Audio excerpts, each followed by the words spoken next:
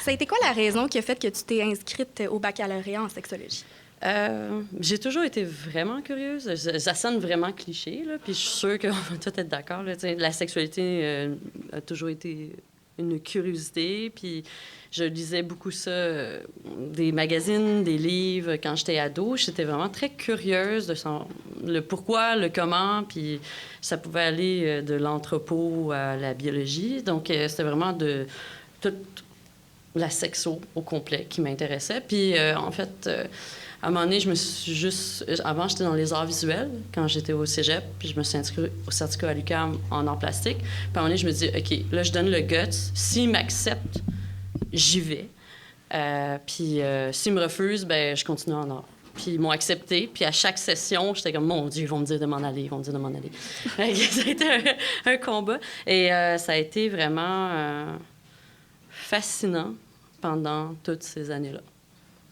À chaque session, j'étais émerveillée de qu'est-ce que j'apprenais. C'était difficile, là, par exemple, mais j'étais juste « Oh mon Dieu, tu peux pas savoir qu'est-ce que j'ai appris! » Puis, je veux dire, toutes mes amies savaient là, que j'étudiais en sexologie, fait que dès que j'apprenais quelque chose, il fallait que j'en parle. Puis c'était aussi le running gag. Si on parle en entendant le mot vagin ou pénis, c'est que Audrey est pas loin. Puis effectivement, j'étais toujours pas très loin. T'es celle qui faisait des jokes, là. Ah oui, vraiment. Mais moi, j'étais vraiment celle aussi là, qui parlait de plein d'affaires. Là. Mes amis, ils me posaient une question. Là, moi, je peux te partir là, pendant des heures. Là. Start-moi pas dans un party. Là, ça finit plus. Là, j'ai vraiment une fascination. Là. Donc, c'est ça. Je sais pas qu'est-ce qui m'a poussée. C'est juste en année, je sais que ça existe, le bac. Je sais pas s'il y en a qui ont connu Sexe et Confidence. Ouais. Moi, Sexe et Confidence, j'étais adolescente, j'étais décrocheuse. Je travaillais de nuit. Donc, moi, je me levais, je déjeunais avec Louise-André Saunier. C'était une émission de radio? C'était une émission de télé. De télé, OK. Par une sexologue. Je me sais pas combien d'années ça a duré, mais moi, j'ai trouvé ça fantastique. Déjeuner avec cette femme. OK. Sérieusement, puis elle parlait d'affaires. Je dis, oh mon Dieu, c'est de la sexualité. Puis là, elle allait vraiment genre dans l'électrostimulation ou l'anorgasmie, c'était vaste. Puis je me dis, un jour, j'aimerais ça y aller. Puis je me suis à un moment donné dans le département de sexo, les tableaux avec toutes nos photos de gradués, et je l'ai cherché. Et j'ai fait « Louise-André, et c'est toi! » Fait que c'est ça, je pense que c'est ça aussi qui a été un peu là, dans la continuité que ça revenait souvent, des trucs de la sexologie. Puis je me disais « Ah non, c'est pas un vrai métier. Puis là, j'hésitais tout le temps. Puis à un moment donné, je me dis, OK, là, j'y vais. Puis, ça t'a ramené, là. La vie a fait en sorte que tu t'es dirigée vers la sexologie. Oui, vraiment. Louise était là. Quand je passais dans le département, j'étais comme, hey, Louise, je lâche pas. Ça a été quoi ton premier métier dans le domaine qui était en lien avec la sexologie? Tu peux dire métier payant? Ou pas. Pas du tout, en fait. J'ai été au cégep Dawson et j'ai donné une conférence à des étudiants sur human sexuality, par une sexualité. Donc, ça a été, c'était pas payant. Après ça, pas payant non plus, j'ai eu quand j'étais chroniqueuse sur le blog, à Book Magazine. C'était pas payant, mais je me suis rendu compte que c'était quand même le fun, parce que qu'est-ce que j'ai découvert? C'est que tu peux demander à avoir du matériel à tester. Fait que j'ai testé jouets sexuels, j'ai eu un livre, j'ai eu des billets pour des spectacles qui traitaient de la sexualité. Donc, c'est une forme de paiement, du fait que j'ai pas payé. Mais sinon, ça a été beaucoup des trucs bénévoles au début. J'ai donné mon temps, puis j'ai fait un réseau. Puis qu'est-ce qui a été vraiment payant, c'est le centre Denise Massé qui me paye. Si tu me parles vraiment à titre de sexologue parce que je suis sexologue, c'est ça là. Sinon, à la mission Olbery, j'utilise pas mon titre de sexologue, mais le fait que je le sois est utilisé en réunion clinique, par contre. OK. Puis quand les usagers apprennent « Ah, t'as un bac en sexo », il y a soudainement beaucoup de questions qui apparaissent. Oui. Donc, c'est ça. Mais c'est pas... J'utilise pas mon titre, par contre. OK. Puis comment t'as fait pour avoir les emplois que tu as en ce moment chez Mission Oldbury puis Denise Massé? La mission Berry, j'ai appliqué quand j'étais encore au bac. Puis j'avais déjà un background en relation d'aide parce que j'étais bénévole écoutante au Centre Altami. Okay. Donc, j'avais été prise, entre autres, pour ça. J'avais appliqué. Vraiment, moi, les médias me parlent. C'est pas un délire, je vous rassure, je suis pas en psychose. Mais à Radio-Canada, il y avait un reportage avec Lise Wattier qui parlait qu'elle allait ouvrir un pavillon, Lise Wattier, dans mon quartier à Hochelaga, avec la mission Berry. Puis je dis, j'aimerais ça travailler là. Et j'ai envoyé mon CV. Okay. Puis ils m'ont pris. Puis là, quand même, mais pourquoi la sexo, Fait que j'ai vendu le projet un peu. De la pertinence, en fait. C'est pas parce que c'est pas de la sexualité ou de la sexo full frontale comme un clinicien. Souvent, c'est ça aussi qu'il faut se justifier, là. J'ai été engagée là depuis 6 ans. Puis là, je grandis avec ça. Et le centre Denise Massé, mais c'est vraiment par les contacts. Puisque, je veux dire, quand tu travailles dans un organisme communautaire, il y a beaucoup d'autres professionnels de d'autres domaines qui y passent, mais qui ne restent pas. Donc, c'est une de mes amies, en fait, c'est vraiment par plein de contacts à interposer. Une de mes amies qui a travaillé à la mission quand elle était étudiante en criminologie. Elle travaille à Pinel. Elle me dit, j'ai une amie qui travaille au centre Denise Massé comme Courdeau, se cherche une sexologue, elle veut partir des ateliers. Donc, c'est beaucoup. OK. Et cette fille-là, j'ai travaillé avec elle il y a 4 ans et c'est une amie. Donc, souvent, c'est aussi des... C'est juste de connaître la personne. Mm-hmm. Bien, éventuellement, en travaillant, tu te fais des contacts. Puis c'est ça. Okay. Puis de le rappeler que tu es sexologue. Mm-hmm. Parce que moi, il y a une chose qui m'avait marquée par Mme Duquette quand j'étais au bac. Elle me parlait de la mort professionnelle. Quand tu rentres puis tu peux pas avoir ton titre, mais au moins de le dire. Parce que si moi, je le dis pas que j'étais sexologue, bien, j'aurais pas eu de contact. Mais moi, c'est de le dire, puis de le répéter, puis de... Mm-hmm. Puis en apportant des points aussi pertinents là, au domaine. Là. Pas juste dire, moi, je suis sexologue, on peut continuer à parler d'autres choses, mais il faut que ça soit... C'est vrai, tu vas avec tes compétences aussi, là. Fait que c'est ça. OK. Mais là, quand tu travailles, t'es une intervenante, mais faut toujours que tu dises que tu es sexologue aussi, parce que les gens te reconnaissent par le fait que tu es intervenante. Oui, mais les usagers, ils me connaissent. Mon titre d'emploi, c'est conseillère en intervention. Mm-hmm. Mais mes collègues de travail, des fois, je vais dire quelque chose sur... Parce qu'on a des réunions cliniques, je vais dire, ben, tiens, il faudrait travailler, je sais pas, un enjeu de dépendance affective, où on parle de... ou de narcoprostitution, mais tu sais... Puis là, oui, c'est vrai, toi, t'es la sexologue du groupe. Oui, c'est vrai, je suis sexologue, tu sais. Fait que... donc, c'est de le... Tu le ramènes par tes compétences. Tu n'as pas besoin tout le temps d'avoir ton titre sexologue sur ton name tag, mais en ramenant tout le temps tes compétences comme sexologue, bien, tu te vends. Tandis que ça serait, qu'est-ce que je me rappelle, ce qui était quand même vrai, des gens qui se laissent mourir professionnellement parce qu'ils ne remettent pas à l'avant leurs compétences. Ils font comme, c'est pas si important que ça, finalement, la sexualité humaine dans le domaine que je travaille. Fait que... Donc, moi, je suis très fière et je le nomme assez souvent. OK. Parce que toi, tu travailles, en fait, pour les gens qui sont en situation d'itinérance. Donc, ça pourrait être facile de seulement parler de leur situation sans aborder la sexualité, mais toi, tu mets ça de l'avant, en fait. Oui, vraiment. On parle de... moi, quand mes usagers apprennent que je suis sexologue, me parlent de leurs relations affectives, me parlent d'agression sexuelle, me parlent de narcoprostitution, de sexe de survie, me parlent aussi de choses agréables, là, comment il est gêné parce qu'il rencontre quelqu'un, puis il sait pas comment agir, il aimerait ça l'inviter à une date, puis ça fait longtemps qu'il n'a pas daté, donc ou des gens qui parlent que justement là, ils sont fait une blonde ou un chum, ou des gens qui savent, en fait, qui nous le disent, qui sont gays ou lesbiennes, ou des enjeux aussi des personnes trans, ou des personnes qui veulent changer de sexe, puis là, ils nous en parlent, puis là, ça fait comme, ça fait 1 an que je te connais en tant qu'homme ou femme, puis là, soudainement, tu m'annonces ce projet-là caché. OK. Mais parce que je suis sexologue, mais comme toi, tu peux me comprendre, tu sais, comme... Donc, c'est... Fait que c'est une façon de rentrer en contact avec eux. Oui, c'est ça, tu sais. Si je le dis pas, ils vont peut-être pas se sentir à l'aise. Donc, il y a ça aussi. Puis là, tu as abordé, en fait, tu as dit que avec les clients, tu parlais de plusieurs sujets de la vie sexuelle, affective, relationnelle. Mais une journée dans cet organisme-là, ça ressemble à quoi une journée typique? Il n'y a pas de journée typique. Sérieusement. À part le fait que je punch le matin puis je punch le soir, c'est la seule stabilité qu'il y a. Mon Dieu. Bien, une journée typique, c'est un suivi communautaire quand même. Okay. Donc, parce que c'est vraiment un gros organisme. Donc, le secteur où est-ce que je suis, ça implique que le matin, j'arrive. Donc, c'est sûr, je regarde les courriels, les messages, s'il y a des urgences, avec mes collègues aussi.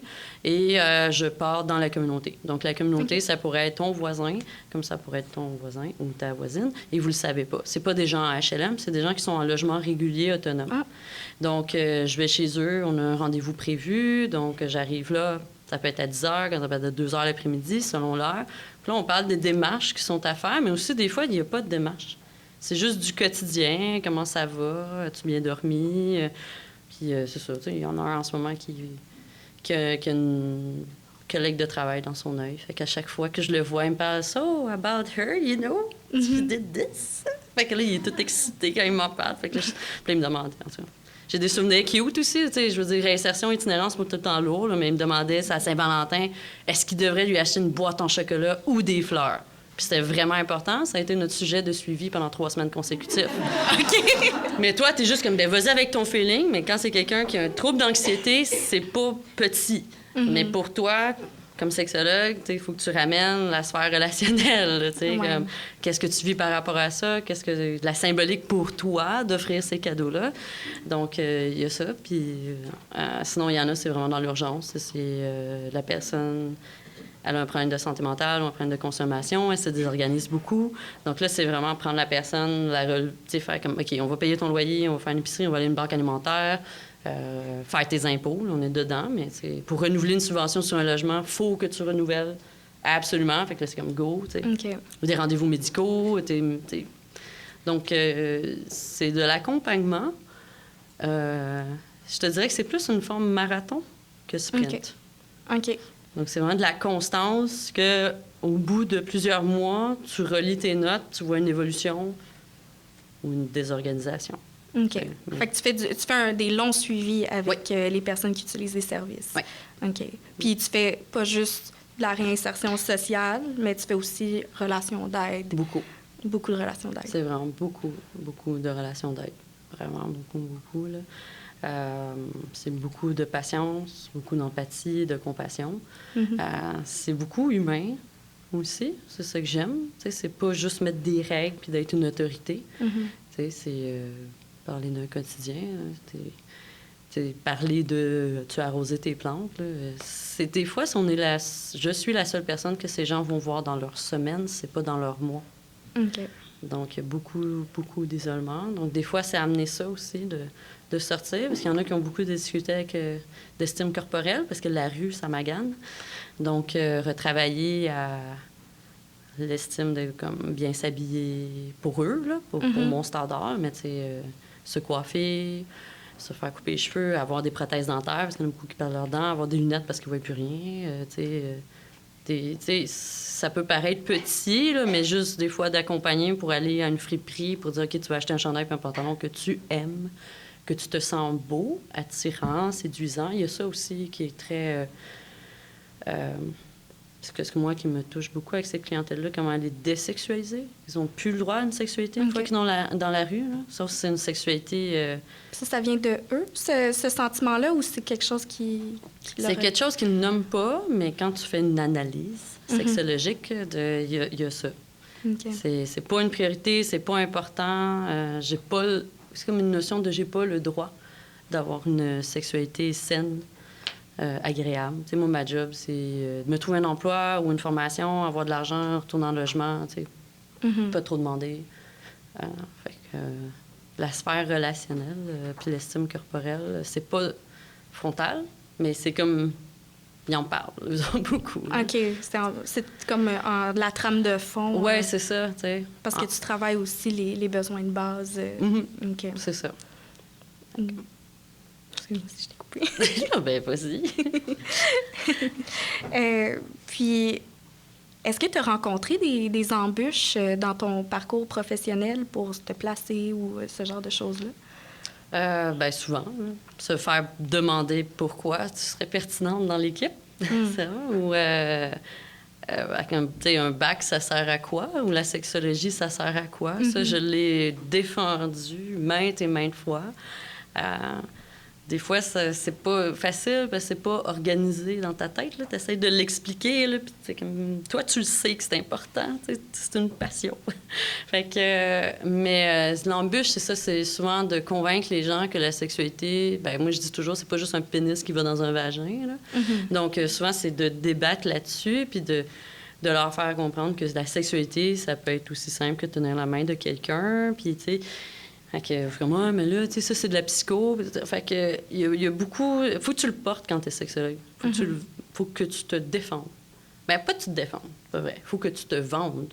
T'sais, parce que te défendre, c'est agressif, là, mais faut que tu aies la patience. Ouais, c'est comme, moi, je suis sexologue. Tu sais, descends du coude. Non, mais faut que tu l'as, la passion qui t'anime. Faut que tu le vendes, ton projet. T'sais, c'est comme, toi, tu trouves que c'est pas pertinent, d'accord, mais moi, ça m'anime. Fait que, mais c'est pas de se défendre, c'est pas de se battre, c'est comme... Je suis une professionnelle dans un domaine de sciences sociales, comme un criminel, comme une TS, comme un excusez, je parle en acronyme. Un criminologue, un éducateur spécialisé, un travailleur social, tu sais... Je fais partie d'un spectre de professionnels. Donc, c'est pas parce que ma profession est plus importante ou moins importante. Elle a sa place, c'est tout. Je rajoute... mais c'est ça qu'il faut beaucoup défendre parce que les gens ont l'image du sexologue clinicien ou de Louise-André Saunier, pour ma génération, ou justement la sexualité un peu plus spectacle, où est-ce que là, on va parler des trucs 50 Shades of Grey, là, je veux dire, là, c'était donc ben le fun que t'ailles ta sœur sexologue t'expliquer c'était quoi du fisting, tu sais, c'est que... Mais sinon, tu sais, c'est que quand il y a pas des trucs spectaculaires, t'es comme, à quoi tu sers? Là, soudainement, tu sers à quelque chose, là, tu sais. Fait que c'est ça, ou... c'est dans le parcours professionnel, sérieusement, t'es pas rendu parce que tu gradues. OK. C'est vraiment pas ça. Fait qu'il faut toujours aller ramener la pertinence de qu'est-ce qu'on peut amener dans une équipe de travail. Oui, beaucoup. C'est ça l'embûche principale. Si t'as pas la passion, déjà, c'est une embûche. Il faut que ça vienne vraiment de toi. Là. OK. Puis là, pour le futur, pour ta carrière, qu'est-ce que tu envisages? Moi, j'ai envie d'aller en région. Parce qu'il n'y a pas de ce que je vois beaucoup. C'est très centralisé, la sexologie, ou les sexologues dans les milieux urbains. Donc, Montréal ou région de la capitale nationale. Et je veux aller m'installer à Rimouski. Moi, j'ai envie de faire de la pratique privée, mais pas maîtrise. Donc, c'est vraiment de la relation d'aide encore. En pratique privée, parce que je pense qu'il y a vraiment une pertinence à sortir de la zone de confort de l'urbain. Il y a un besoin. Et puis, il y a un besoin. Mais moi, c'est que je trouve que professionnellement, mon défi est là. Parce que c'est facile de me dire je reste à Montréal. Ça fait longtemps que je suis ici. Je pourrais continuer à travailler à la Mission Berry, me développer professionnellement. Puis, c'est correct, tu sais. Mais si je veux faire rayonner la profession, c'est pas en restant dans mon milieu montréalais. Donc, il faut vraiment que je sorte. Et moi, j'ai choisi très arbitrairement Rimouski. Parce que c'est pas aussi loin que la Gaspésie, mais c'est quand même un beau road trip pour venir voir ta sœur. Fait que, tu sais, c'est ça, je me dis. Puis il y a d'autres amis qui me disent, c'est pas super, tu peux aller au Nouveau-Brunswick après. Fait que, en tout cas, tu viens de me voir à Rimouski, tu fais ce que tu veux après, mais viens me voir à Rimouski. Fait que je trouvais qu'arbitrairement, c'était comme le milieu assez loin de Montréal, mais loin de capitale nationale aussi. Puis là, je suis en train de regarder avec Place aux jeunes en région. Si vous voulez regarder, moi, je vous le recommande. C'est une assistance à la migration pour les jeunes professionnels en bas de 35 ans. Et moi, je suis sa limite, j'ai 34. Donc, c'est ça, fait que c'est ça que je veux aller. Puis j'ai pris le temps de m'informer aussi. J'ai appelé, il y avait une sexologue à Rimouski. Donc, il y a de la job, si vous voulez y aller. Bientôt, on va être 2 sexologues. Mais elle est mais elle est maîtrise, les cliniciennes. Donc, déjà, on s'est parlé au téléphone. Déjà, on s'est départis. Mais c'est ça, tu sais, elle m'a parlé justement des besoins qu'il y avait de cette région-là, puis qu'elle était surchargée parce qu'elle est la seule sexologue dans la région de l'Estuaire. Wow. Donc, elle a hâte que j'arrive. Puis moi aussi. Fait que c'est ça. Ça, c'est mon prochain défi. Wow. Bien, bonne chance avec ça. Bien, merci. Puis en terminant, est-ce que tu aurais un conseil que tu pourrais donner aux futurs diplômés qu'on a avec nous? Oh my God. Il y a tellement d'affaires, je vous dirais, puis tellement d'affaires qu'il faudrait pas, je vous dise. Ben, tu sais, comme je l'ai dit tantôt, c'est pas parce que tu gradues que tu es rendu. OK? Puis c'est vraiment une passion, la sexo. C'est pas un bac qui va t'amener à quelque chose que tu vas graduer puis tu vas t'asseoir dessus. Il va falloir que vous le travaillez. Vous avez la passion, il faut la faire rayonner. Puis ce qui est bien avec la sexo, c'est qu'on peut la modeler à notre couleur. Puis c'est ça qui est vraiment important de ne pas perdre. Qu'est-ce que vous voulez faire avec ce bac-là? Ça va prendre un temps après votre graduation. Puis c'est vrai que c'est un peu désespérant. Quand tu viens juste de graduer, tu vis un vide. Tu gradues, tu sors du milieu universitaire, tu te sens comme... Tu sais, comme... moi, en tout cas, personnellement, ça m'a fessé, mais je suis pas la seule professionnelle, pas juste sexo, que c'est arrivé. Mais il y a le... OK, après le bac, il faut que tu continues. Parce que quand tu es au bac, quand tu es à l'université, ça t'entraîne, puis ça te nourrit. Mais après ça, quand tu quittes le bac, quand tu quittes l'université, tu es comme... Nourris-toi tout seul intellectuellement, là. Fais-le ton réseau. Fait que le meilleur conseil, c'est ça, je vous dis, c'est donnez-vous... Soyez doux avec vous. Parce que moi, je me suis beaucoup tapé sa tête à vouloir la... Moi, j'ai gradué, je suis rendue, puis pourquoi ça marche pas? Pourquoi ça marche pas? Beaucoup de pression. Beaucoup de pression. Moi, je me disais, l'année prochaine, moi, je remplace Louise-André Saunier à TVA. Même si ça n'existe plus, on part à TVA. Mais moi, on me l'a dit pendant le bac, puis je me rends compte maintenant, donne-toi 4 à 5 ans de formation post-universitaire. Fait que c'est ça le meilleur conseil, je pense. C'en a un très bon. Il va en avoir d'autres panélistes. Vous prendrez celui que vous voulez. C'est celle-là que je donne.